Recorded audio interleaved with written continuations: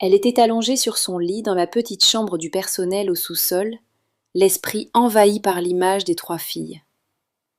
Vers 2 heures du matin, elle décida d'aller chercher de l'eau.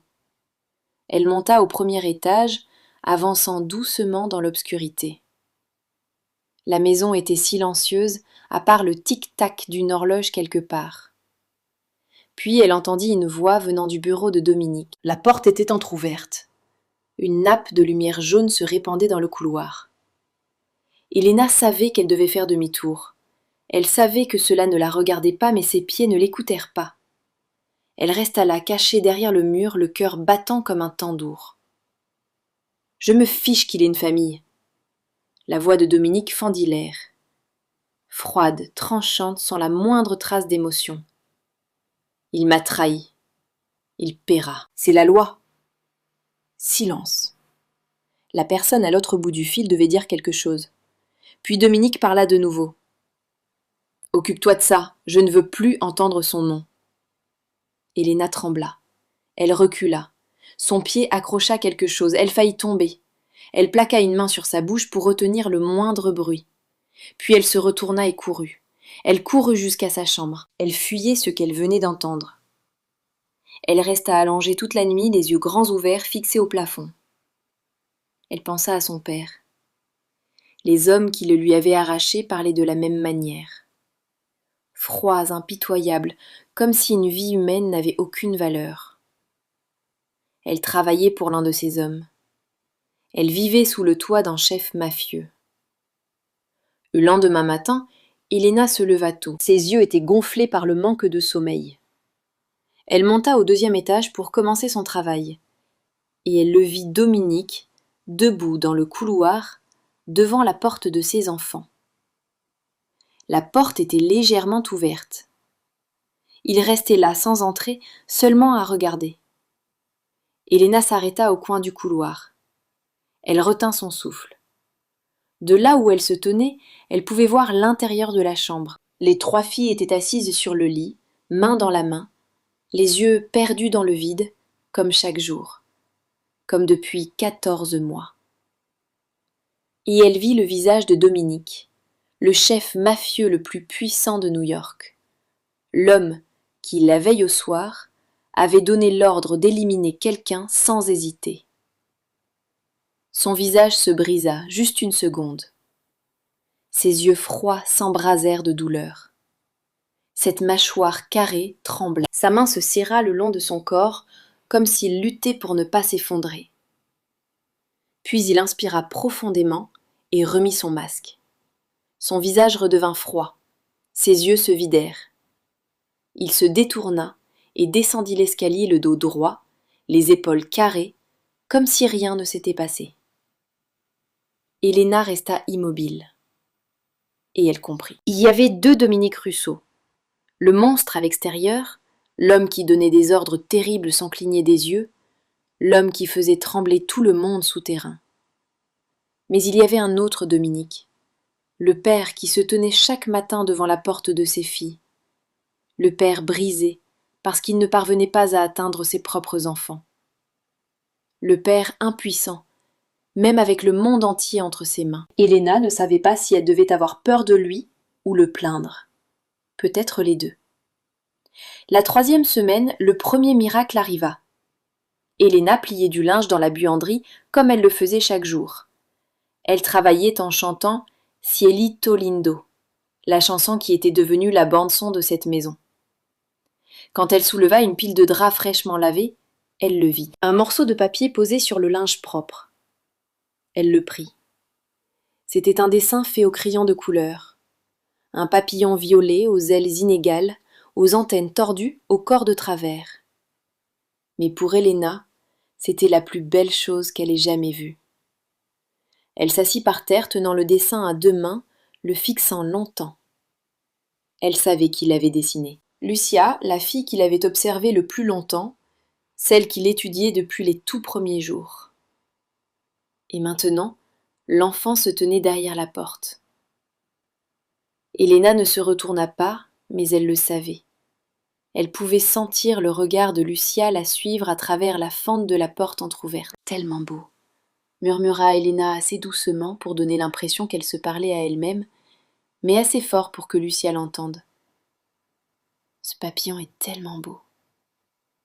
Elle se leva, emporta le dessin hors de la buanderie et se dirigea droit vers la cuisine. L'immense cuisine aux placards en chêne et aux plans de travail en granit. Elle regarda autour d'elle, cherchant l'endroit parfait, juste sur le mur, près de la fenêtre, là où la lumière du matin tomberait chaque jour. Elle prit du ruban adhésif et y fixa le dessin à la place d'honneur de la cuisine. Elle recula et le contempla. « Parfait », murmura-t-elle. Au bout du couloir, une perdue observait. Lucia avait suivi Elena de la buanderie jusqu'à la cuisine. Et lorsqu'elle vit son dessin accroché au mur, quelque chose vacilla dans ses yeux vides. Une étincelle minuscule, mais réelle. Puis elle se retourna et disparut. La 4e semaine, Elena était dans le salon en train d'épousseter les statues sur l'étagère, et elle chantait comme toujours. Cielito lindo était devenu son souffle dans cette maison. Elle n'entendit pas de pas, mais elle sentit une présence, quelqu'un debout derrière elle. Elle ne se retourna pas. Elle continua de chanter, continua d'épousseter. Puis elle l'entendit. Un murmure petit comme un souffle, fragile comme l'aile d'un papillon effleurant l'air. Chante. Un seul mot. Elena se figea. Sa main s'arrêta en plein mouvement. Son cœur rata un battement, puis se mit à courir 2 fois plus vite. C'était le premier mot, après 14 mois de silence. L'une des 3 filles avait parlé. Mia, la plus jeune, celle qui inventait autrefois des chansons dans la baignoire. Elena eut envie de se retourner, de serrer l'enfant dans ses bras, de pleurer, de courir, appeler Rosa, d'appeler tout le monde. Mais elle ne le fit pas. Son instinct la maintint en place. Elle savait que si elle réagissait trop fort, elle gâcherait tout. Ce moment fragile éclaterait comme une bulle. Alors elle continua seulement de chanter, sa voix plus douce, maintenant, plus tendre, comme si elle berçait un nouveau-né. Elle fredonna le refrain familier. Puis, elle l'entendit un tout petit fredonnement. Mia chantait avec elle, pas avec des mots seulement, la mélodie, mais elle chantait. Après 14 mois de silence, Mia chantait. Elena continua. Elle termina la chanson, puis la reprit depuis le début. Mia fredonnait avec elle. Elles restèrent là toutes les deux, le dos tourné l'une à l'autre, chantant la même chanson. Personne ne regardait l'autre, mais quelque chose se recousait. Un fil invisible, délicat, mais réel. La 5e semaine. Elena pliait des vêtements dans la chambre des filles. Elle avait désormais le droit d'y entrer. Les 3 filles ne fermaient plus la porte quand elle arrivait. Elle était assise par terre, pliant de petites robes, et cette fois elle chantait une autre chanson, plus triste, celle que sa mère avait chantée dans ses derniers jours. Allongée dans son lit, le regard lointain se souvenant de son mari. Valentina était assise sur le lit et regardait Elena. L'enfant ne parla pas pendant longtemps. Puis soudain elle demanda « Pourquoi tu chantes si tristement ?» Elena s'arrêta. Elle leva les yeux. C'était la première fois que Valentina lui parlait. Sa première phrase, pas seulement un mot, mais toute une question. Elena posa la robe qu'elle pliait sur le sol. Elle se mit à genoux pour que ses yeux soient à la hauteur de ceux des petites filles sur le lit. Elle ne se pressa pas. Elle laissa le moment respirer. Parce que, parfois, la tristesse est belle aussi, mon cœur, dit-elle doucement. Cela veut dire qu'on a autrefois beaucoup aimé quelqu'un, tellement que même quand cette personne n'est plus là, on se souvient encore. On est encore triste parce que l'amour ne disparaît pas simplement parce que la personne qu'on aime n'est plus ici. Valentina resta silencieuse. Ses grands yeux bruns ne quittèrent pas ceux d'Elena. Puis elle dit d'une voix petite comme une feuille qui tombe. « Moi aussi je suis triste. » Elena sentit son cœur se serrer. « Je sais, mon ange, » murmura-t-elle. « Moi aussi je suis triste. » Valentina regarda Elena longtemps comme si elle cherchait quelque chose dans ses yeux. puis elle tendit la main. Sa petite main toucha la joue d'Elena, un contact aussi léger qu'une aile de papillon chaud et plein de confiance. Elena ne bougea pas. Elle laissa cette petite main reposer sur son visage. Des larmes se rassemblèrent au coin de ses yeux, mais elle ne les essuya pas. Elle les laissa tomber parce que parfois, les larmes sont belles aussi. Elles signifient qu'on peut encore sentir qu'on est encore vivant. Dans l'embrasure de la porte, Lucia et Mia se tenaient main dans la main. Leurs yeux n'étaient plus vides. Quelque chose s'éveillait dans ses regards. Quelque chose qui était mort 14 mois plus tôt. Lentement, doucement, revenant à la vie. La 6e semaine, le mur du silence commença à s'écrouler. Pas d'un seul coup, pas dans un grand fracas, mais brique après brique, une par une, lentement, doucement, comme le printemps fait fondre la glace. Lucia fut la première à parler de sa mère. Elle était assise à côté d'Elena dans la buanderie, la regardant plier le linge. Et puis tout à coup, la petite fille dit que sa mère chantait elle aussi. Sa voix était petite et rauque, comme si sa gorge avait oublié comment produire un son après 14 mois sans être utilisée. Elle dit que leur mère chantait en cuisinant, que leur mère chantait en leur donnant le bain, que leur mère chantait si joliment. Les mains d'Elena s'arrêtèrent, mais elle ne se tourna pas vers Lucia. Elle avait peur que si elle la regardait, l'enfant s'arrête. Alors elle continua simplement de plier la voix douce en disant que sa mère devait être merveilleuse. Lucia continua, disant que sa mère était si belle, qu'elle avait de longs cheveux noirs, des yeux bruns comme les leurs, qu'elle souriait tout le temps. La voix de la petite fille commença à trembler. Puis elle dit que sa mère avait cessé de sourire et qu'ensuite sa mère était partie. Elena ne se retourna toujours pas. Elle laissa Lucia parler. Elle laissa les mots se déverser comme de l'eau retenue trop longtemps par un barrage, enfin libre de s'échapper. Le lendemain, Valentina posa la question à laquelle personne n'osait répondre. Elle était assise sur le lit regardant Elena ranger la chambre, et elle demanda pourquoi leur mère avait dû partir. Sa voix n'était plus un murmure. C'était une vraie question douloureuse et désespérée. Elle dit qu'elle l'avait demandé à papa, mais que papa ne disait rien. Papa sortait simplement de la pièce. Papa ne parlait jamais de maman. Elena s'assit au bord du lit. Elle ne savait pas comment répondre. Elle ne connaissait pas la vérité. Elle ne connaissait que les fragments qu'elle avait recueillis auprès de Rosa, des bribes de conversation. Elle dit lentement à Valentina que parfois de mauvaises choses arrivaient à des personnes bonnes. Et qu'elle ne savait pas pourquoi, que personne ne savait. Mais que cela ne voulait pas dire que leur mère avait voulu partir. Elle lui dit que leur mère les aimait. Que leur mère les aimait tellement. Valentina regarda Elena les yeux bordés de rouge et demanda comment Elena le savait. Elena répondit « Parce qu'aucune mère ne veut quitter ses enfants, jamais. » Cette nuit-là, Mia parla de sa mère pour la première fois.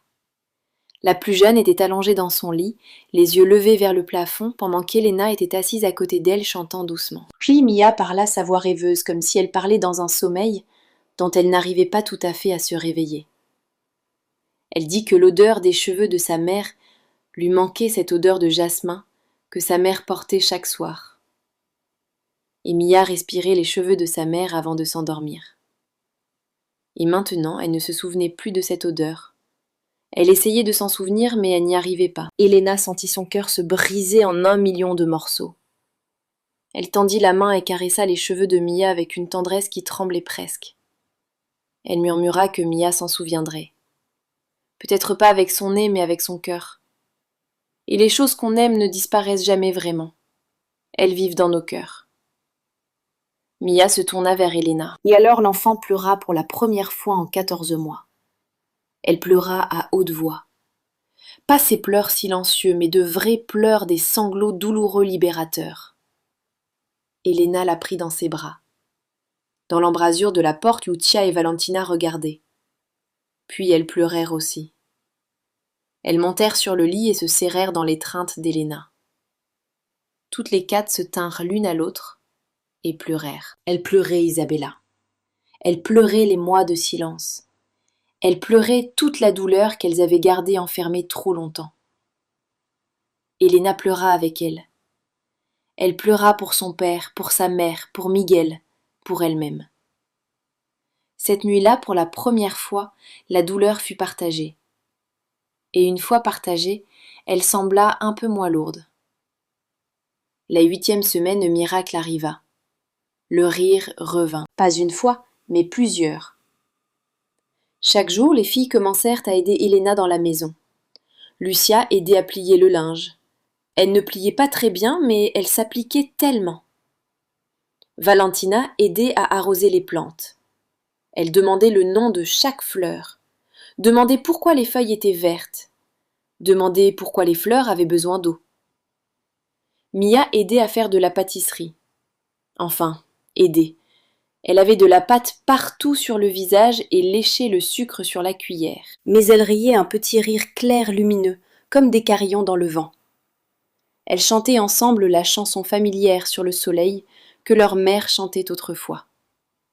Elena portait la mélodie principale. Les 3 filles chantaient avec elle. Leurs voix ne s'accordaient pas. Leurs paroles étaient parfois fausses, mais personne ne s'en souciait. La cuisine se remplissait de musique. Un après-midi, Rosa se tint devant la porte de la cuisine. Personne ne savait depuis combien de temps elle était là. Elle regarda à l'intérieur. Mia était assise sur les épaules d'Elena, ses mains emmêlées dans les cheveux d'Elena, riant sans s'arrêter. Lucia et Valentina étaient assises sur la table de la cuisine, les jambes se balançant, la bouche ouverte en plein chant. Elena pliait de petites robes souriant en chantant avec elle. La lumière de fin d'après-midi entrait par la fenêtre, déposant un or chaud sur elles toutes. Le papillon violet dessiné par Lucia était toujours sur le mur, témoin silencieux de tout ce qui était arrivé. Rosa porta une main à sa bouche. Des larmes coulaient sur ses joues. 14 mois. 14 mois de silence. Aucun psychologue pour enfants n'y était parvenu. Aucun spécialiste n'y était parvenu. Aucune somme d'argent n'y était parvenue. Mais cette jeune femme l'avait fait en 8 semaines. Rosa recula de la porte de la cuisine, la main tremblante, en sortant son téléphone. Elle composa le numéro de Dominique. Il était à Miami pour un voyage d'affaires qui devait durer 2 semaines. Le téléphone sonna, 1 fois, 2 fois, 3 fois. La voix de Dominique résonna, sèche et froide comme toujours. Il demanda ce qu'il y avait dans Rosa. Rosa lui dit qu'il devait rentrer à la maison. Il répondit qu'il était occupé. Demanda ce qui se passait. Rosa voulait le dire. Elle voulait crier que ses filles parlaient, riaient, chantaient, qu'un miracle avait eu lieu, qu'il devait rentrer immédiatement. Mais elle ne le fit pas. Elle avait peur qu'il ne la croie pas. Elle avait peur que si elle le disait à voix haute, le miracle disparaisse. Alors elle dit doucement que ce n'était rien seulement, qu'il devait rentrer. Silence au bout du fil.